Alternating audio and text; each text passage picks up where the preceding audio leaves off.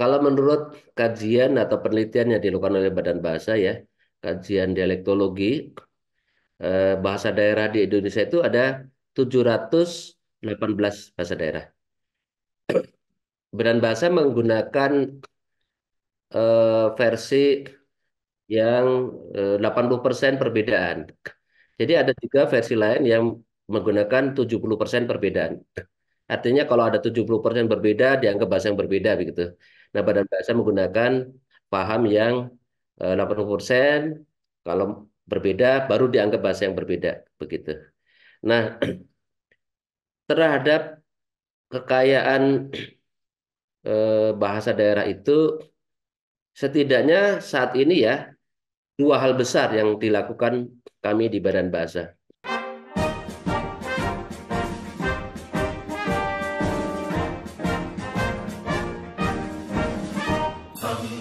Wahai mahasiswa, harapan nusa bangsa, semangat Diponegoro.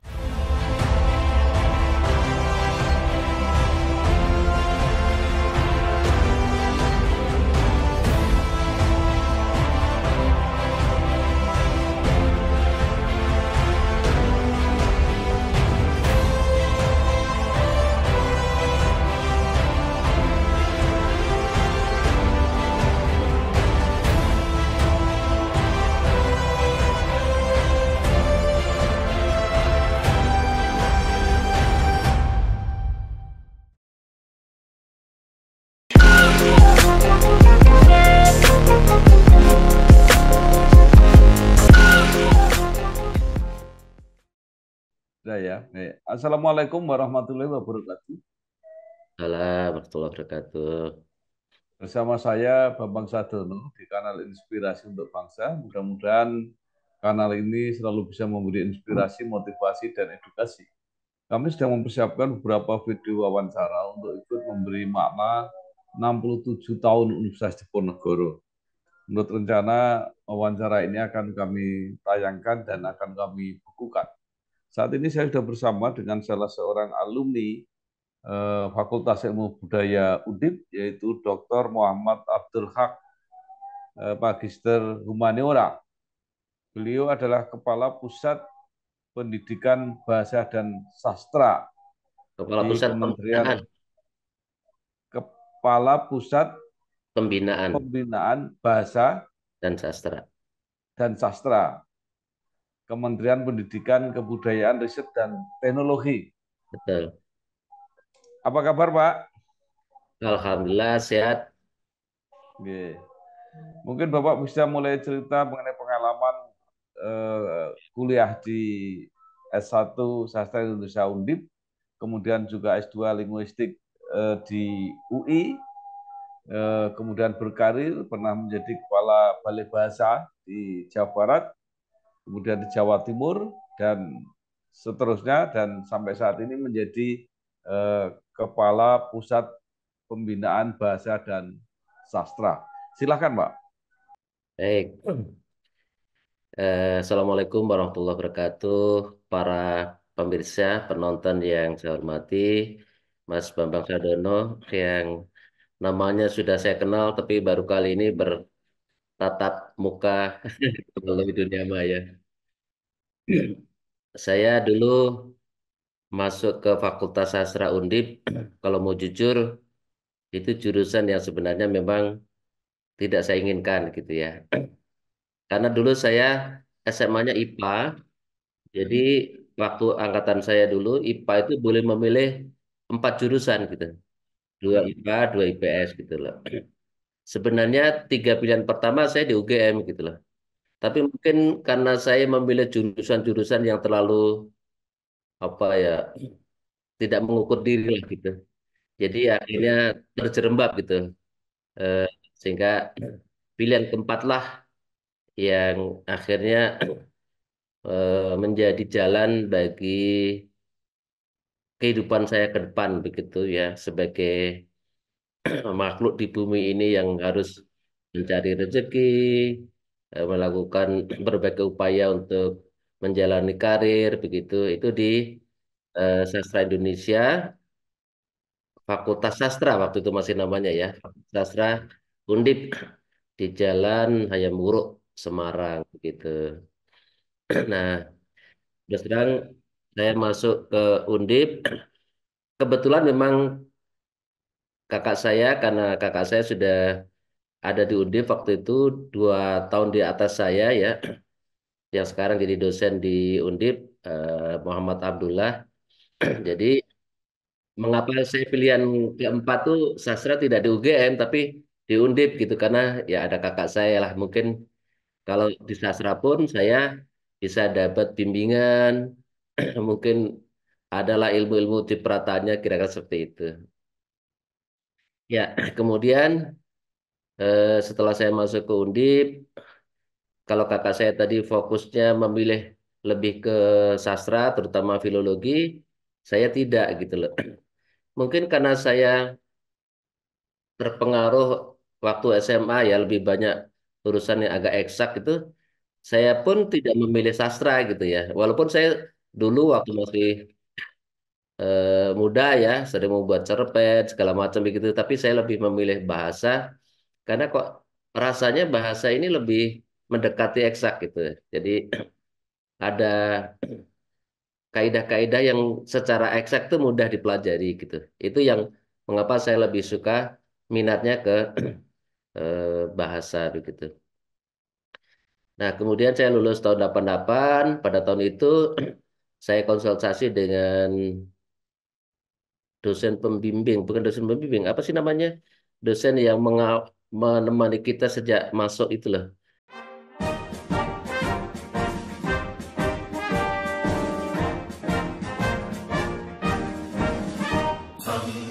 Wahai mahasiswa, harapan nusa bangsa, semangat di Ponegoro. Iya, dosen pembimbing itu. Apa itu namanya itu? Dosen pembimbing, Pak, betul. Dosen pembimbing ya, betul ya. Itu Pak Sujadi gitu. Nah, Pak Sujadi ini dosen yang mengerti betul gitu, sepertinya kebutuhan mahasiswanya ya. Yang saya maksud mengerti betul itu bahkan ketika saya masuk dengan badan saya waktu itu kurus kecil gitu ya, saya SKS saya dikurangi gitu oleh beliau itu. Termasuk olahraga gitu, itu nggak usah ikut olahraga, nanti aja ngambilnya gitu. Takut fisik kamu kira-kira tidak kuat lah dan sebagainya begitu. Ya akhirnya sampai saya lulus, olahraga itu sepertinya mata kuliah wajib tapi memang tidak sempat saya ambil gitu loh. Alhamdulillah tidak ketahuan juga oleh fakultas gitu kalau tidak saya ambil. Ya, lalu saya lulus kalau tidak lupa itu tidak salah ingat saya di wisudanya ya di bulan Mei, tapi lulusnya itu di 87 akhir kalau tidak salah saya. Lalu wisudanya itu di April atau Mei. Nah, di bulan-bulan itu juga langsung saya konsultasi dengan Pak Sujadi dan beliau menyarankan, kamu kan sering baca di perpus ya, itu kan ada tuh buku-buku dari Pusat Pembinaan Bahasa gitu loh. Dulu namanya Pusat Pembinaan dan Pengembangan Bahasa dulu namanya begitu. Iya Pak itu. Nah itu kantor tuh bagus tuh kalau kamu mau berkarir kira-kira seperti itulah. Saya cari di situ alamatnya ya saya kirim surat ke sana. Terus tidak berapa lama di akhir tahun itu ada ujian, mungkin Oktober kalau tidak salah ada ujian, berbagai ujian begitu.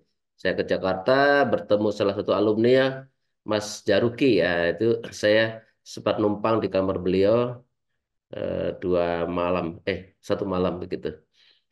Lalu singkat cerita eh, sampai akhir itu kok tidak ada tanda-tanda saya diterima begitu kan. Lalu sempat saya balik ke Semarang waktu itu saya di Semarang masih mengajar di salah satu SMP swasta gitu di daerah Semarang Timur begitu di SMP Agus Salim.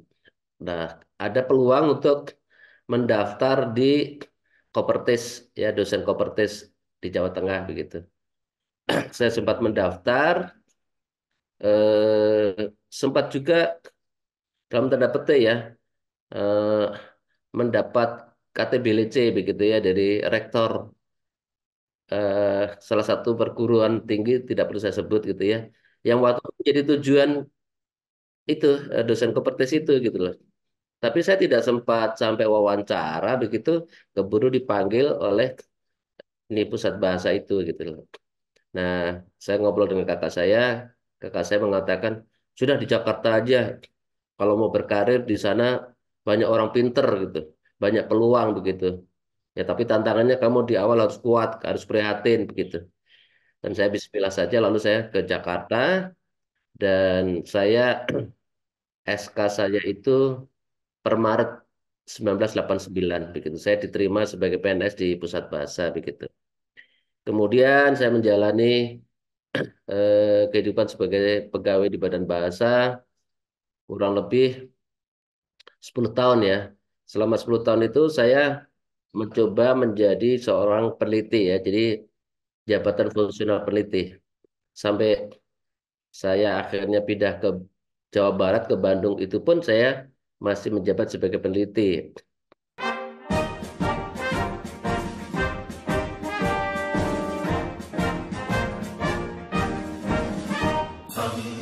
Wahai mahasiswa, harapan nusa bangsa, semangat Diponegoro. Jadi saya di Januari 2022 saya diangkat sebagai Kepala Balai Bahasa Bandung. Waktu itu sebutannya Bandung, yang kemudian berubah menjadi Balai Bahasa Jawa Barat. Nah, sebelum saya ke Jawa Barat, saya memang selama 10 tahun kurang lebih di Jakarta, tahun 92, saya dapat tawaran beasiswa dari kantor untuk S2 gitu. Jadi setelah seraikan tes jadi dinyatakan lulus, saya masuk eh, program linguistik di Universitas Indonesia gitu ya, FIB. Kemudian tahun 96 97 begitu saya selesai lalu melanjutkan karir sebagai peneliti di Badan Bahasa di Pusat Bahasa waktu itu dan di awal tadi Januari 2022 saya diminta oleh pimpinan untuk menjadi kepala Balai Bahasa Bandung yang lalu berubah menjadi kepala Balai Bahasa Jawa Barat gitu. Saya selama 15 tahun lebih di Jawa Barat ya. Jadi saya sempat menyelesaikan S3 saya di Unpad begitu. Sampai akhirnya setelah kurang lebih 15 tahun setengah itu ketika zaman Menteri Pak Muhadjir Effendi itu ada eh, programnya itu mutasi para pimpinan Satker gitu loh. Jadi pidato beliau itu pokoknya tidak ada kepala Satker yang lebih dari 4 tahun begitu menetap di satu tempat gitu. Karena kalau kelamaan di situ nanti seperti paku, makin lama makin karatan, kalau diangkat pasti patah gitu. Dan itu saya merasakan betul gitu ya, ketika saya menjadi orang pertama yang dipindahkan karena saya sudah 15 tahun setengah di Bandung gitu, dipindahkan ke Surabaya, memang agak kaget juga gitu ya. Walaupun saya sudah menyiapkan diri gitu ya, tapi keluarga, terutama istri saya yang waktu itu belum siap ya. Ketika malam-malam saya sampaikan ada SK saya harus ke Surabaya, istri saya sempat ya agak kaget gitu. Tapi alhamdulillah saya bilang sudahlah, coba sholat, minta petunjuk Allah, mungkin ini jalan terbaik gitu.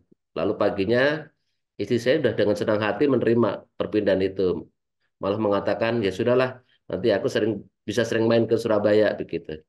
Dan memang akhirnya istri saya hampir tiap minggu atau 2 minggu sekali pasti ke Surabaya gitu. Dan di Surabaya saya itu di bulan Agustus 2017 saya masuk ke Surabaya, tepatnya kantornya di Sidoarjo. Daerahnya panas gitu ya. Tapi karena saya juga nawaitunya Allah di mana-mana, bumi Allah itu sama saja lah gitu. Itu baik-baik saja gitu ya. Walaupun saya sering kesepian ya, kesepian dalam arti begini. Sebenarnya di situ ada teman saya namanya Pak Amir Mahmud, mantan kepala balai di situ ya, yang saya gantikan. Tapi kan sebelumnya itu teman saya waktu saya di Jawa Barat gitu ya. Tapi karena mungkin Pak Amir juga jadi segen ya karena sudah tidak lagi jadi kepala gitu dan memang beliau juga punya keluarga, akhirnya saya sering kesepian ya. Jadi kalau hari Sabtu atau Minggu itu saya sering ke alun-alun Sidoarjo. Dari mulai zuhur sampai Isya itu di situ.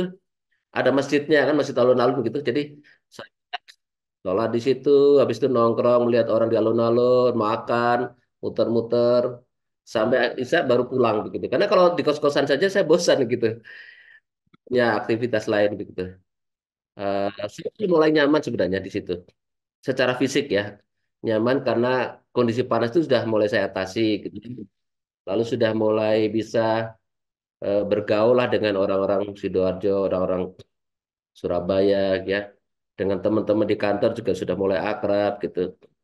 Tiba-tiba di bulan-bulan Oktober gitu, Kepala Badan Bahasa waktu itu namanya Prof.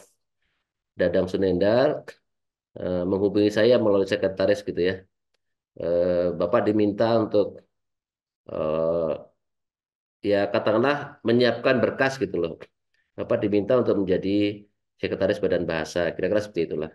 Jadi waktu itu sedang ada bidding ya, ada lelang jabatan begitu eselon 2 dari Badan Bahasa, yang kosong adalah sekretaris Badan Bahasa.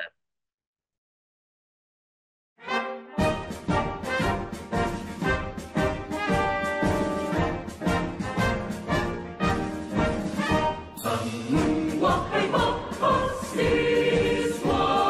harapan nusa bangsa, semangat di Saya sebenarnya sudah nyaman di sana gitu.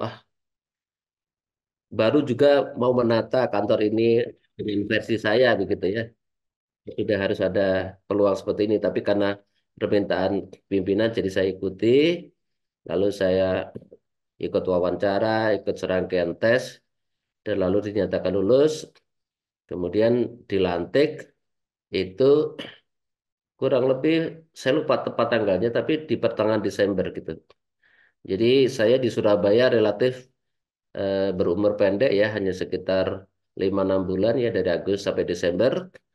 Begitu saya Desember dilantik, saya juga tidak sempat balik lagi ke Surabaya karena memang pekerjaan sekretaris atau sekjen lah atau apapun lah yang namanya sekretaris sebuah lembaga itu luar biasa padatnya ya. Mengurusi dari hal-hal yang sangat substansial seperti penganggaran, lalu program-program, sampai istilahnya WC mampet itu juga menjadi urusan teknis gitu loh. Nah, jadi saya nggak sempat lagi balik ke Sidoarjo untuk mengemas barang-barang. Saya meminta bantuan kepala balai yang baru untuk stafnya mengurus itu dan lalu mengirim ke Bandung gitu ya, karena saya berdomisili di Bandung begitu. Nah, sampai akhirnya tadi saya dilantik jadi sekretaris Badan Bahasa. Eh, saya bertahan, bukan bertahan, saya menjadi sekretaris Badan Bahasa itu sampai 2020. Tetapi di 2019 itu ada peristiwa pusat perbukuan yang selama ini ada di Balitbang, yang sekarang namanya Beskap ya, itu digabung ke Badan Bahasa. Jadi waktu itu namanya Badan Pengembangan Bahasa dan Perbukuan gitu. Itu hanya berlangsung 1 tahun. Dan saya lalu rangkap jabatan menjadi PLT Kepala Pusat Perbukuan juga selama 1 tahun sampai Desember itu dari Januari itu gitu. Itu 2019. Kemudian terjadi pergantian rejim ya, pergantian kabinet yang tadinya Menteri Bapak Muhadjir Effendi berganti ke Mas Nadiem gitu. Nah, lalu di tingkat eselon 1 juga terjadi pergantian. Prof. Dadang Sunendar diganti Prof. Aminuddin Aziz gitu. Di tingkat bawah di level eselon 2 di Badan Bahasa sendiri ada terjadi bidding. Jadi semua jabatan eselon 2 dibidding kembali, dilelang kembali. Nah, saya sebagai orang dalam gitu ya, karena peserta lelang itu kan boleh dari kampus, boleh dari mana. Sebagai orang dalam, saya seperti merasa berkewajiban, saya harus ikut lagi gitu loh di dalam bidding ini, di dalam lelang ini. Dan saya melamar karena pilihannya dua, melamar sebagai sekretaris badan dan sekaligus sebagai kepala pusat eh, pembinaan bahasa dan sastra begitu. Nah, ternyata setelah wawancara dengan kepala badan bahasa yang sekarang ini, beliau melihat Pak Hak ini cocok sebagai kepala pusat pembinaan saja gitu karena satu memang latar belakang saya orang bahasa S1 sampai S3 bahasa terus penyuluh bahasa, peneliti bahasa begitu ya. Jadi nanti saya carikan lagi sekretaris badan itu yang lain saja gitu. Sementara eh, yang jabatan kepala pusat itu diberikan ke saya dan mulai pertengahan 2020 saya menjabat sebagai kepala pusat pembinaan bahasa dan sastra itu sampai sekarang. Itu ceritanya. Capai cita-cita, jentanglah diri negara, alma mater kita, amalkan watak satria, bakti yang dari. Nah, Indonesia ini kan kaya sekali Pak ya dengan bahasa dan sastra. Eh, Bagaimana cara merawat dan memanfaatkannya, Pak? Oke. Pertama, kalau menurut kajian atau penelitian yang dilakukan oleh Badan Bahasa ya, kajian dialektologi, bahasa daerah di Indonesia itu ada 718 bahasa daerah. Badan Bahasa menggunakan versi yang 80% perbedaan. Jadi ada juga versi lain yang menggunakan 70% perbedaan. Artinya kalau ada 70% berbeda, dianggap bahasa yang berbeda begitu. Nah, Badan Bahasa menggunakan paham yang 80%, kalau berbeda baru dianggap bahasa yang berbeda begitu. Nah, terhadap kekayaan bahasa daerah itu setidaknya saat ini ya dua hal besar yang dilakukan kami di Badan Bahasa. Yang pertama, setelah melakukan pengkajian tadi ya, pemetaan itu, rangkaiannya itu sebenarnya untuk melindungi sebuah bahasa daerah itu ada lima. Yang pertama itu memetakan dulu, lalu ketemu peta bahasa daerah. Yang kedua, melakukan konservasi. Konservasi dalam arti semua aspek bahasa di situ diangkat. Tata bahasanya ditulis, kosakatanya ditulis dalam bentuk kamus, sastra-sastra lisannya didokumentasikan begitu. Itu konservasi. Lalu yang kedua ada namanya uji vitalitas bahasa. Bahasa-bahasa mana yang sudah daya hidupnya tidak kuat lagi gitu dan bahasa mana yang daya hidupnya aman gitu ya. Jadi ada beberapa kriteria mulai aman, eh, terancam punah, kritis sampai betul-betul punah. Yang saat ini menurut data dari Badan Bahasa yang sudah punah di Indonesia itu ada 11 bahasa daerah. Cuma tidak ingat betul karena itu bahasa-bahasa wilayah timur sana. Nah, kemudian setelah uji vitalitas, bahasa-bahasa yang sudah tidak vital tadi dicoba direvitalisasi. Gitu. Nah, setelah direvitalisasi, harapannya muncul generasi muda yang menuturkan bahasa itu, gitu loh. Lalu fase berikutnya adalah fase registrasi, jadi dicatat bahasa-bahasa itu. Gitu. Bahwa jumlah 718 bahasa daerah itu kemungkinan akan ada data lain ya. Misalnya dari SIL ya. Summer Institute of Linguistics itu menyebut 746. Ya tidak apa-apa ya. Karena mungkin beda tadi parameter ya. Kalau parameternya 70% perbedaan bisa jadi akan sebanyak itu gitu. Kami memahami itu dan kami tidak mempersoalkan. Atau misalnya begini, dalam konteks politik atau dalam faham penutur, kadang-kadang sebuah dialek itu dianggap sebagai bahasa gitu. Nah, sebagai contoh, di Jawa Barat itu ada Perda nomor 5 tahun 2003 tentang pelestarian bahasa dan aksara daerah di Jawa Barat. Itu ada tiga bahasa yang diakui di Jawa Barat, yaitu bahasa Sunda, bahasa Melayu Betawi, yang ada di sekitar Depok, Bekasi, dan sekitarnya itu. Kemudian bahasa Cirebon. Nah, bahasa Cirebon itu termasuk bahasa Indramayu. Kalau kajian yang dilakukan oleh Badan Bahasa menunjukkan bahwa itu hanya dialek. Itu sebenarnya dialek dari bahasa Jawa begitu. Tapi secara politis oleh Pemprov Jabar itu dianggap sebagai bahasa tersendiri. Kami memahami itu gitu dan tidak apa-apa itu sah-sah saja karena memang sudut pandang yang berbeda begitu. Dan ada juga cara pandang terhadap bahasa daerah itu menurut penuturnya gitu loh. Misalnya orang-orang Osing itu juga menganggap bahasanya itu bahasa Osing gitu ya. Padahal itu juga sebenarnya varian dari atau dialek dari bahasa Jawa begitu. Penutur orang-orang Banyuwangi itu tidak mau mengakui Osing itu sebagai bahasa Jawa, tidak mau ya. Karena juga ada sejarah kelam ya tentang Osing dan orang-orang Banyuwangi ini dengan Mataram gitu ya. Ada peperangan besar yang disebabkan sesuatu itu adalah sejarahnya. Dan itu sampai sekarang orang Osing itu merasa bukan orang Jawa gitu. Kira-kira seperti itulah. Dan itu kami akui sebagai ya sudut pandang yang berbeda begitu.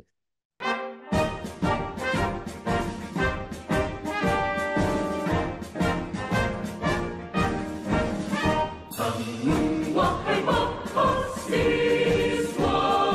harapan nusa bangsa, semangat di Ponegoro.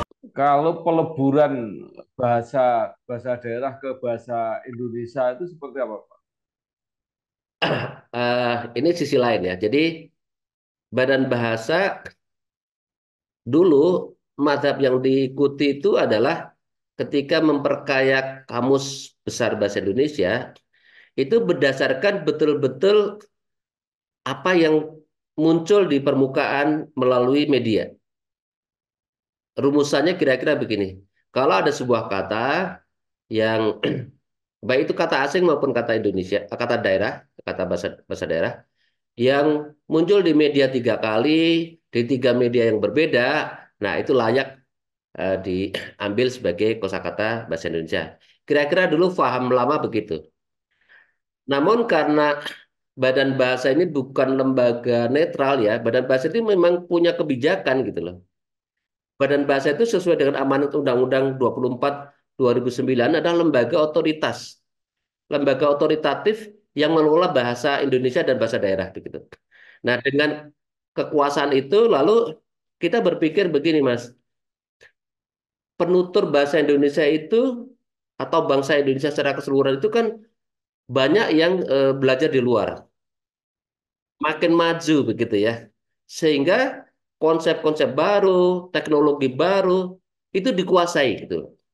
Persoalannya adalah ketika orang-orang yang hebat ini balik lagi ke Indonesia, lalu akan menuturkan apa yang mereka dapat di luar itu, tetapi ternyata banyak konsep di luar tadi yang belum ada padanannya dalam bahasa Indonesia begitu. Nah, karena itu mereka lalu menggunakan bahasa asing. Nah, ini dikhawatirkan lalu nanti bahasa Indonesia dipenuhi bahasa asing, kira-kira seperti itu. Nah, karena itu ada upaya lain yang berupa kebijakan bahasa, dan juga kebijakan, ya itu kan dari atas ke bawah. Lembaga otoritatif seperti Badan Bahasa ini lalu membuat strategi baru bahwa penambahan kosakata tidak hanya semata-mata dari kosakata yang muncul secara alami, tetapi bisa dibuat secara masif melalui tangan-tangan kekuasaan lah kira-kira tangan kekuasaan Badan Bahasa.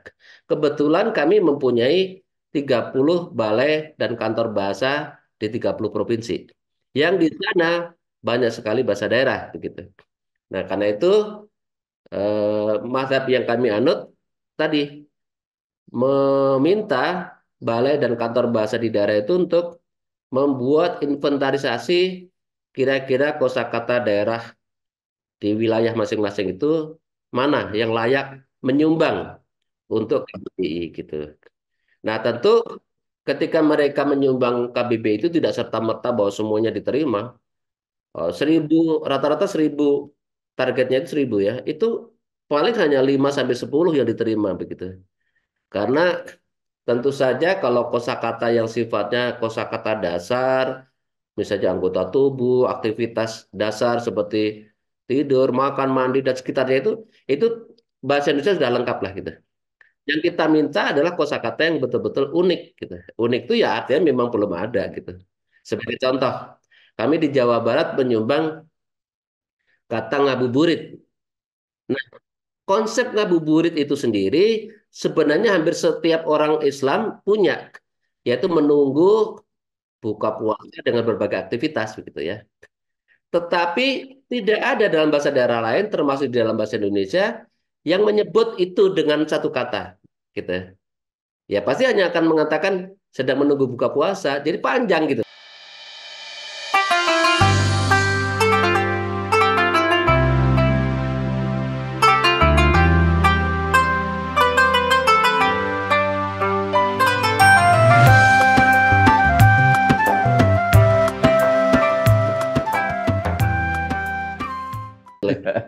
Ya, Nah itu kebetulan, seperti ya, seperti ada kata baru tengkes itu Pak ya, tengkes untuk stunting oh itu. ya untuk stunting ya, betul. Itu diambil dari mana, Pak? Itu bahasa Jawa tengkes itu. Oh. Tengkes itu bahasa Jawa. Eh, Nah, ngabuburit lalu masuk ke KBBI. Contoh lain misalnya kalau Bapak Ibu yang tinggal di Jakarta atau sering ke Jakarta akan menemukan kata Jaklingko gitu ya. Jakarta, Lingko itu orang menduga itu singkatan, padahal bukan. Lingko itu adalah sebuah kata dari bahasa daerah bahasa Manggarai di NTT. Lingko itu konsep awalnya di sana adalah sebuah sistem pengairan sawah yang saling terpadu, saling terhubung begitu. Nah, konsep inilah yang lalu dibawa ke Jakarta untuk memadankan konsep yang di Jakarta itu berhubungan dengan transportasi. Jadi transportasi yang saling terhubung, berbagai moda itu saling terhubung begitu. Nah, jadi hanya beda objek. Kalau di sana soal sawah, di sini soal moda transportasi begitu. Nah, jadi kepercayaan kami semakin tinggi karena ternyata memang ada banyak kosakata dalam bahasa daerah yang mampu mengungkapkan konsep-konsep modern gitu lah, menggantikan konsep modern ya. Kalau Bapak Ibu yang paham tentang eh, linguistik gitu ya, kan sebuah kata itu terdiri atas dua minimal ya. Satu yang disebut bentuk, jadi tulisan, suara itu bentuk, lalu konsep atau maknanya gitu. Nah, jadi yang kita ambil dari daerah Manggarai tadi, lingko itu adalah bentuknya ya. Konsepnya di Jakarta agak berubah, bergeser gitu ya. Bergeser masuk ke tentang transportasi begitu. Nah, itulah alasan kami memanfaatkan berbagai bahasa daerah gitu ya. Dan terus-menerus target dari Menteri tahun ini harus ada 200.000 kosakata di dalam KBBI. Karena saat ini baru ada 121 ribuan. Tentu tidak hanya berasal dari bahasa daerah ya yang menyumbang, tapi juga berbagai bidang ilmu. Perisilan bidang ilmu itu juga banyak, Mas. Kami di Badan Bahasa punya komisi istilah namanya, yang setahun itu minimal 2 kali bersidang, menghasilkan kalau bidang ilmu ini jauh lebih banyak, lebih dari 400.000 istilah yang sudah kami susun ya bersama pakarnya ya. Jadi kami di Badan Bahasa itu hanya mendampingi sisi bahasa, tapi yang menentukan itu pakar-pakar bidang ilmu itu karena mereka lah sebenarnya yang mengetahui persis konsep di ilmu itu apa begitu. Kira-kira seperti itu. Salah satu aktor yang apa melahirkan istilah-istilah kata dan sebagainya itu kan apa penulis atau sastrawan itu. Ya. Nah, sekarang yang menjadi masalah itu kelihatannya perkembangannya ini sastrawan-sastrawan besar kita itu semakin semakin langka. Artinya jarang sekali, entah nggak tahu sistem apa yang menyebabkan orang-orang sebesar Mohtar Lubis, kemudian Pramudia, Hamka dan sebagainya itu rasanya kok nggak ada lagi. Nah, apa upaya ini kan Badan Pembina Bahasa dan Sastra, apa yang dilakukan? Ya.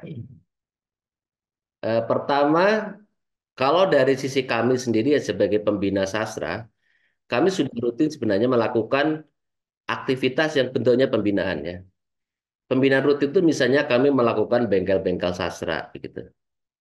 Tetapi juga di luar itu kami membuat penghargaan ya, memberikan penghargaan setiap tahun. Tiap tahun. Itu 5 kategori yang kami umumkan di bulan Oktober. Mulai dari buku novel, buku kumpulan puisi, kumpulan cerpen, kemudian esai, kritik gitu ya, dan drama. 5 ini rutin Mas, setiap tahun itu kami lakukan dan penghargaan itu dari menteri ya. Nominal uangnya ya lumayan lah untuk kami di Badan Bahasa yang anggarannya tidak besar ya. Saat ini nominalnya tuh satu orang tuh dapat 45 juta begitu. Di luar itu, kami juga mencoba mengorbitkan mereka yang masuk ke dalam jajaran ini ya, nominal-nominal dan juara ini, itu kami ajukan ke Sirait Award, penghargaan dari kerajaan Thailand begitu. Itu tiap tahun kami ajukan juga gitu. Jadi dari kami sebenarnya upaya itu ada gitu ya. Tetapi bahwa lahirnya sastrawan besar itu ya mungkin karena sekarang juga sastrawan itu banyak ya. Orang yang berminat nulis sastra itu banyak begitu sehingga memang harus betul-betul mereka yang punya karakter khusus gitu ya. Itu yang selalu menonjol ya. Seperti misalnya Kurniawan itu walaupun masih muda tapi luar biasa itu ya karena memang mereka apa orang-orang seperti inilah yang atau Lela Skudori itu yang sekarang katakanlah untuk kalangan penerus gitu ya, itu ada di level atas begitu.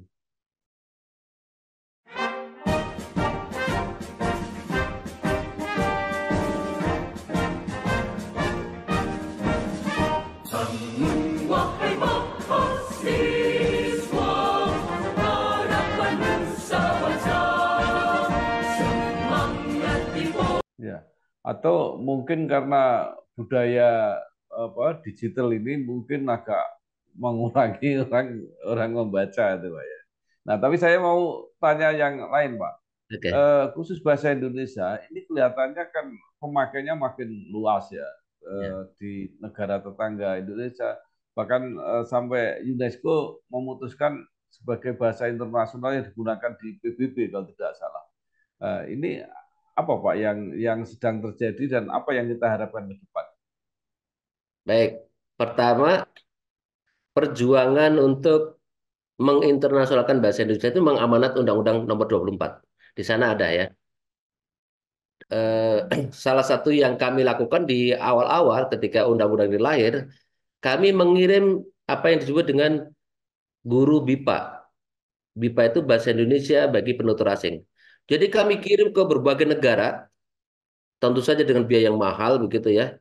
Dan lalu melahirkan banyak agen lah di sana ya, murid-murid baru di sana begitu. Lama kelamaan kami evaluasi karena pengiriman buku apa guru ini terlalu mahal begitu ya. Nah terakhir-terakhir ini kami mengirim guru itu hanya guru-guru yang kategorinya sudah master gitu ya. Lalu kami memanfaatkan mantan-mantan mahasiswa, mantan peserta BIPA itu untuk menjadi guru di sana. Ya. Di samping kan Kemendikbudristek juga punya beasiswa namanya Dharma Siswa.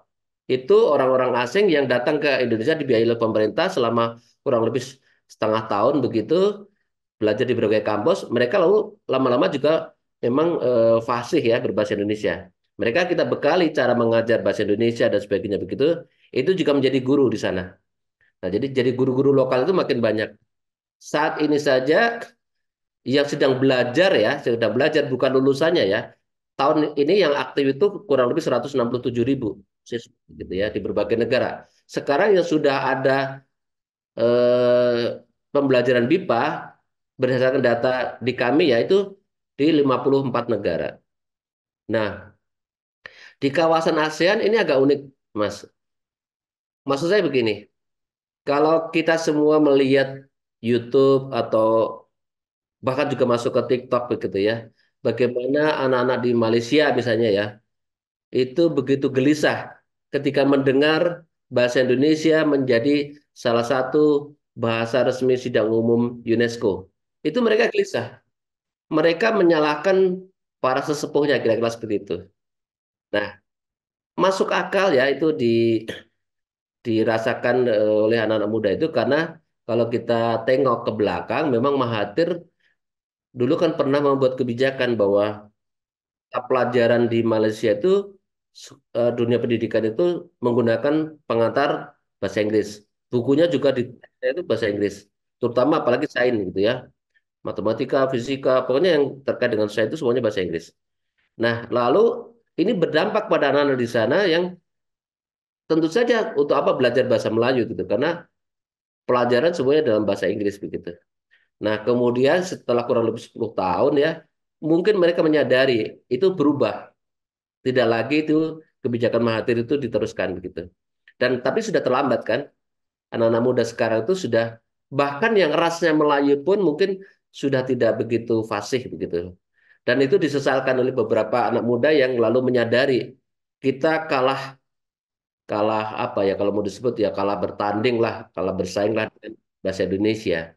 Padahal kebijakan bahasa orang-orang sepuh mereka itu inginnya generasi muda Malaysia itu setidaknya kalau kita lihat di TikTok di terutama YouTube ya, banyak mereka membuat reaction gitu ya, reaksi terhadap berita bahasa Indonesia menjadi bahasa sidang umum PBB apa UNESCO itu gitu.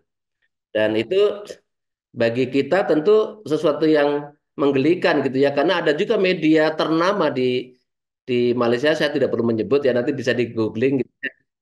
Yang mereka itu ikut bangga gitu loh, mengucapkan terima kasih kepada pemerintah, Menteri Pendidikan gitu, bahwa bahasa Melayu menjadi bahasa UNESCO.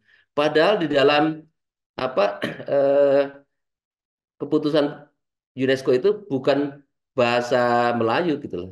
Bahkan bukan Indonesian language, tapi bahasa Indonesia itu.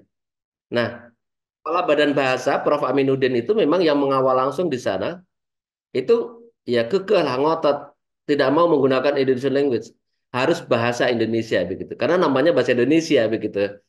Dan kebetulan Mas, ketika 20 November ditetapkan itu, tanggal 10 Novembernya upaya kami mengajukan nama Muhammad Tabrani sebagai penggagas nama bahasa Indonesia pada Kongres Pemuda pertama dan kedua itu oleh Pak Jokowi juga diberi status sebagai pahlawan nasional. Jadi memang tahun 2023 kemarin luar biasa gitu ya, informasi di urusan bahasa Indonesia ini ya, karena pahlawan nasional dari bahasa ada, lalu bahasa Indonesia menjadi bahasa resmi UNESCO itu gitu. Nah, jadi gambaran anak-anak muda Malaysia yang melihat Indonesia seperti itu lalu bertolak belakang dengan cita-cita para sesepuhnya yang masih ingin Indonesia itu bagian dari Melayu gitu. Jadi maunya mereka itu selalu mengatakan penutur bahasa Melayu itu 300 juta lebih gitu loh. Jadi yang 200 juta lebih itu kan dari Indonesia, maksudnya bahasa Indonesia gitu loh. Ini jadi agak lucu.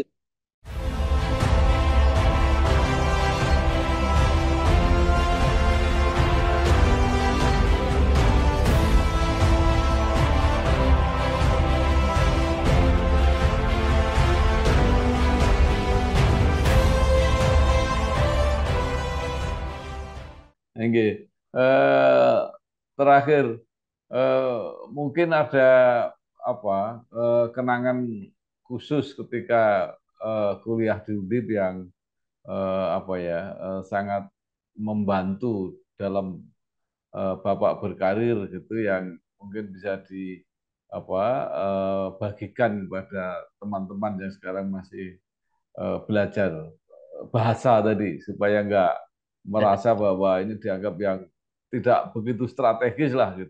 Mau nggak, Pak? Ya, pertama tentu secara substansi gitu ya, sebagai mahasiswa misalnya, tentu sedapat mungkin